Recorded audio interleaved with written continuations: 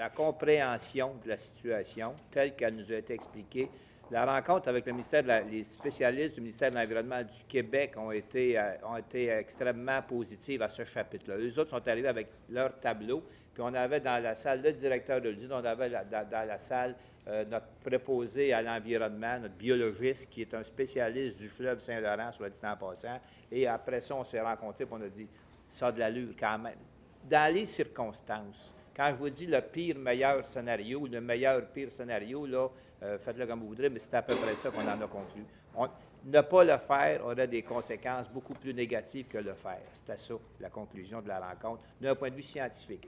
Si jamais, parce qu'on ne peut pas le prédire aujourd'hui, s'il y a un impact au niveau de l'environnement, au niveau des usines de filtration, au niveau du lac Saint-Pierre, qu'après coup, parce qu'on ne peut pas le prévoir aujourd'hui, il n'y a pas d'études qui le confirment, mais s'il y a un impact financier pour les municipalités touchées, qui va assumer les frais pour corriger cet impact négatif-là? Les îles de Sorel, le lac Saint-Pierre, c'est les poumons du fleuve. Alors, quand on minimise des déversements comme celui qu'on a appris, puis ça nous a donné l'impression que l'information avait été camouflée, cachée. Les mesures d'atténuation, de mitigation, c'est ce qui est important dans ce dossier-là présentement aujourd'hui. Qu'on n'ait pas été consulté avant, ça nous a irrités au plus haut point.